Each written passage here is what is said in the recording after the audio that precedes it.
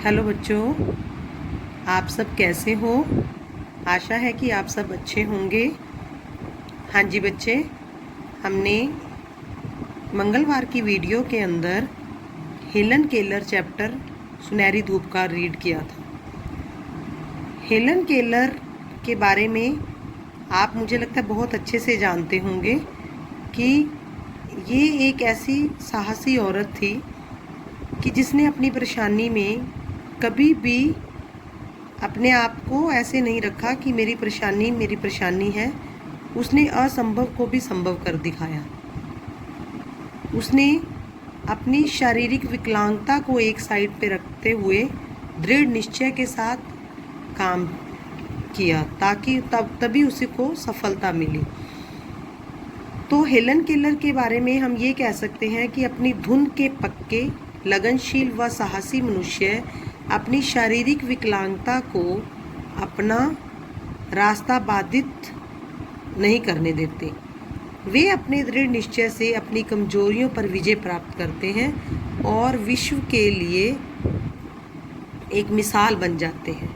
कहने का अर्थ है कि जब हम किसी भी बात को लेकर बेहद परेशान होते हैं तो हमारा मन उस परेशानी में इतना अधिक डूब जाता है कि हमें अन्य कोई रास्ता नज़र ही नहीं आता। पर जो ऐसी विषम परिस्थिति में भी अपना सबल बनाए रखे और असंभव को संभव कर दिखाता है, वही अन्य लोगों के लिए आदर्श बन जाता है। तो हेलन केलर एक ऐसी ही नारी है जो कि मजबूत इरादे वाली है, जिसकी दृढ़ इच्छा शक्ति, आत्मविश्वास, उसकी शारीरिक अपंगता को भी उसने परास्त करने में सक्षम है। अपनी बाधाओं को हेलन केलर एक ऐसी ही महिला थी जिन्होंने अपनी शारीरिक बाधाओं को पार कर सफलता की अनूठी मिसाल कायम की थी। तो इसके बारे में हम यही पढ़ेंगे कि इसका जन्म कब हुआ, इसके माता पिता का नाम क्या था और इसको जो दृष्टिहीन और बधिर हो गई थी तो ये उसका रीज़न क्या था, उसका क्या कारण था कि वो क्यों बधिर हो गई थी, क्यों वो दृष्टिहीन हो गई थी। तो इसको हमने पूरा चैप्टर रीड कर लिया। तो अब हम इसका बुक वर्क करेंगे।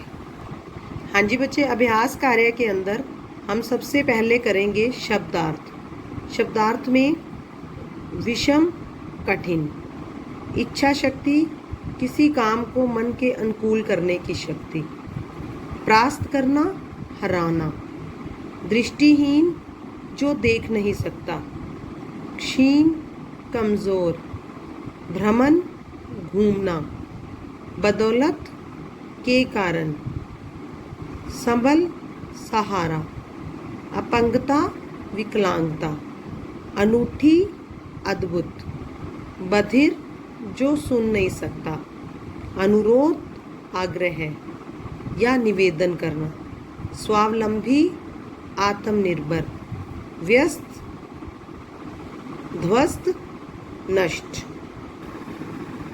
सही शब्द पर सही का निशान लगाइए। पहले हमने शब्दार्थ किए हैं, अब हम MCQs करने जा रहे हैं, जिसका सबसे पहला क्वेश्चन है कि हेलन की पहली गुरु कौन थी। तो हेलन की पहली गुरु, इनके 3 ऑप्शन दिए गए हैं, सुल्विन, रविंद्रनाथ टैगोर, उनकी माँ। तो हेलन की पहली गुरु कौन थी, उनकी माँ थी। ख क्वेश्चन है, हेलन केलर ने किस लिपि में अनुवाद किया। हेलन केलर ने किस लिपि में अनुवाद किया। रोमन लिपि, ब्रेल लिपि, देवनागरी लिपि। तो इसका जो सही आंसर है वो है ब्रेल लिपि। किस में अनुवाद किया था, ब्रेल लिपि। हेलन की माँ ने समाचार पत्र में किस संस्था के बारे में पढ़ा। हेलन की माँ ने समाचार पत्र में किस संस्था के बारे में पढ़ा। बाल गृह, सुधार गृह, परकिंस। तो किस संस्था के बारे में पढ़ा था, परकिंस संस्था के बारे में। घ क्वेश्चन है, हेलन केलर ने कितनी बार विश्व भ्रमण किया। हेलन केलर ने 4 बार किया, 6 बार, 3 बार। तो विश्व भ्रमण उन्होंने कितनी बार किया था, 6 बार। अंगा पाठ है, हेलन केलर को किसका शौक था? पर्यटन का, घुड़सवारी का, भाषण देने का। इन तीनों में से कौन सा आंसर सही है? घुड़सवारी का। हेलन केलर को किसका शौक था? घुड़सवारी का शौक था। मौखिक प्रश्न है इसके, जो हमने वन सेंटेंस या वन वर्ड के रूप में इसका आंसर देना है। तो निम्नलिखित प्रश्नों के उत्तर दो। मौखिक प्रश्न में सबसे पहला प्रश्न है, हेलन केलर के माता पिता का क्या नाम था? हेलन केलर के माता पिता का क्या नाम था? हेलन की माता का नाम था कैथरीन एडम्स केलर और इसके पिता का नाम था कैप्टन आर्थर। हेलन केलर के पिता का नाम था कैप्टन आर्थर। ख क्वेश्चन है, हेलन के पिता क्या करते थे? ख क्वेश्चन है, हेलन के पिता क्या करते थे? तो हेलन के पिता साप्ताहिक अखबार के संपादक के पद पर काम करते थे। साप्ताहिक अखबार के संपादक के पद पर काम करते थे। हेलन केलर का जन्म कब हुआ? अब इन्होंने कब पूछा है तो हम कब का आंसर देंगे? 27 जून 1880 को। हेलन केलर का जन्म 27 जून 1880 को हुआ। जन्म के समय हेलन कैसी बच्ची थी? इसका अर्थ क्या हुआ कि जब हेलन का जन्म हुआ तो वो उस समय कैसी बच्ची थी? जन्म के समय हेलन स्वस्थ बच्ची थी। अंगा पाठ, बुखार ने बच्ची को क्या बना दिया? बुखार ने बच्ची को दृष्टिहीन एवं बधिर बना दिया। बुखार ने बच्ची को दृष्टिहीन एवं बधिर बना दिया। आगे हमारा टॉपिक है भाषा को समझें। तो उसके अंदर है, संज्ञा या सर्वनाम शब्दों का क्रिया से संबंध बताने वाले शब्दों को कारक कहते हैं। कारक को जिन चिन्हों के द्वारा प्रकट किया जाता है उन्हें प्रसर्ग कहते हैं। जैसे ने, को, का, के लिए, से, का, के, की, में, पर। सही प्रसर्ग भरकर वाक्यों को पूरा करो। अब इसके अंदर हमने प्रसर्ग भरने हैं जो कि हमें हेल्प बॉक्स में भी दिए गए हैं। तो सबसे पहला इसका क पार्ट है, हेलन परिस्थितियों डैश हार नहीं मानती थी।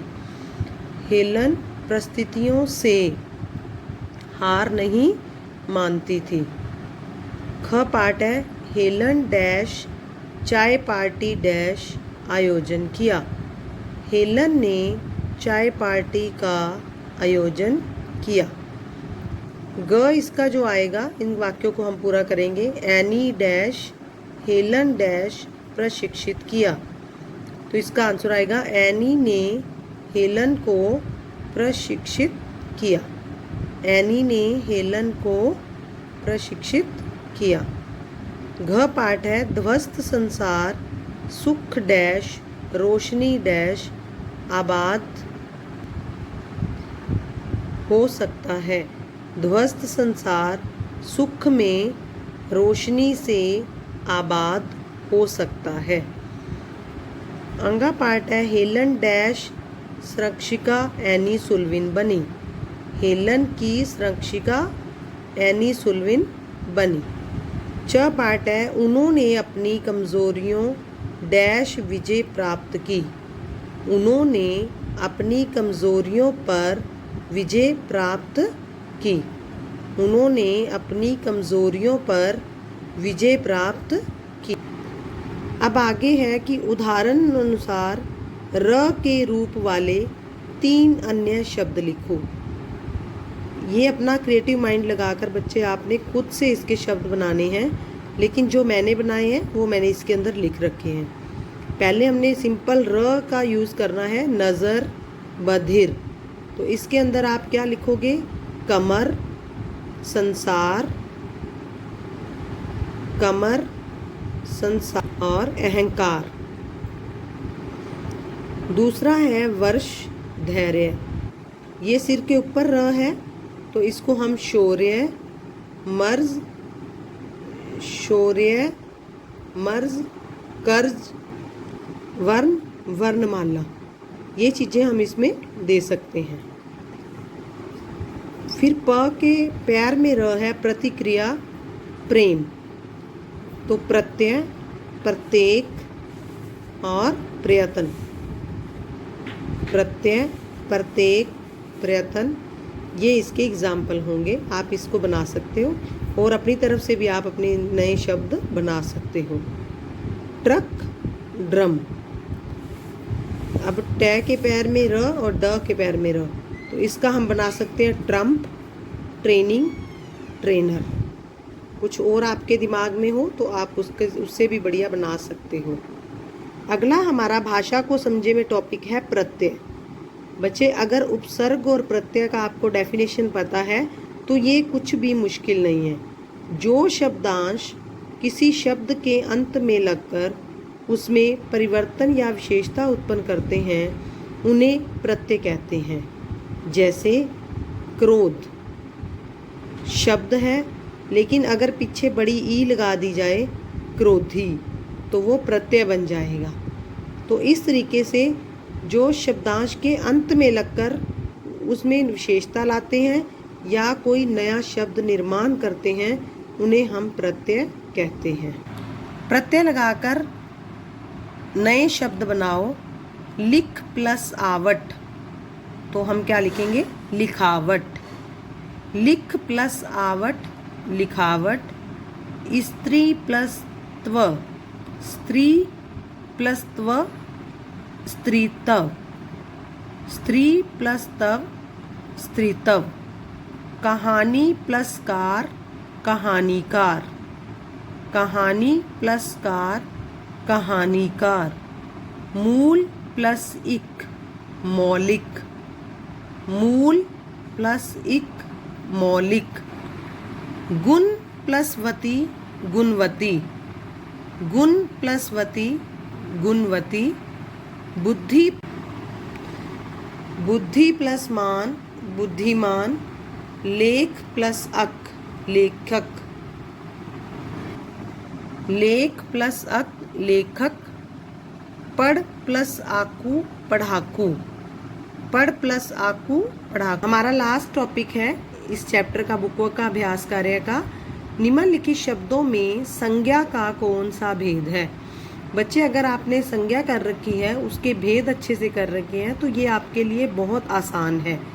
तो सबसे पहले इसके अंदर हेलन केलर, हेलन केलर और अमेरिका।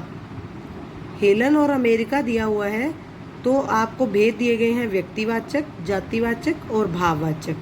ये तीन भेद दिए गए हैं। तो इसके अंदर जो हेलन है और अमेरिका है, ये दोनों नाम हैं। हेलन व्यक्ति का नाम है और अमेरिका जगह का नाम है। तो हम इसको क्या लेंगे? व्यक्तिवाचक संज्ञा के अंदर। तो फर्स्ट ऑप्शन पे हम टिक कर देंगे। ख है व्याकुलता, उलझन। व्याकुलता और उलझन, ना ही ये व्यक्तिवाचक है ना ही ये जातिवाचक है, तो हम इसको किस में लेंगे? भाववाचक के अंदर। तो ये भाववाचक है। उसके बाद है ग। ग है अखबार, गुरु। अखबार, गुरु। तो ये व्यक्तिवाचक नहीं है ना ही भाववाचक है, तो ये जातिवाचक है। कैसे कि अखबार एक नाम है और इसमें कई तरह के अखबार हो सकते हैं। दैनिक भास्कर हो गया, पंजाब केसरी हो गया, द ट्रिब्यून हो गया, तो उनके नाम अलग अलग होते हैं। उनको हम व्यक्तिवाचक नहीं कह सकते, इसको हम यहाँ पे जातिवाचक कहेंगे। Catherine, Annie. कैथरीन, एनी दोनों नेम हैं, तो इसको हम यहाँ पे व्यक्तिवाचक संज्ञा कहेंगे। ना ही ये जातिवाचक है ना ही ये भाववाचक है। अंगा पार्ट है मातृत्व और अहंकार। मातृत्व ना ही ये व्यक्तिवाचक है ना ही ये जातिवाचक है, तो मातृत्व माँ का प्यार। मातृत्व, अहंकार, तो घमंड, तो ये इसको हम किस में लेंगे? दोनों को भाववाचक के अंदर। इसको हम भाववाचक में लेते हैं। तो बच्चे ये आपका अभ्यास कार्य हो गया है। अब आपके ओनली लिखित प्रश्न उत्तर रह गए हैं, जो कि हम अगली नेक्स्ट वीडियो में करेंगे। बहुत अच्छे से एक एक क्वेश्चन को आंसर को एक्सप्लेन करूँगी ताकि आपको इजीली समझ आ जाए, और इसकी PDF बना के सेंड कर दूँगी। आप इसको अच्छे से कर लेना और बुक वर्क को पेंसिल से ही करना है। धन्यवाद।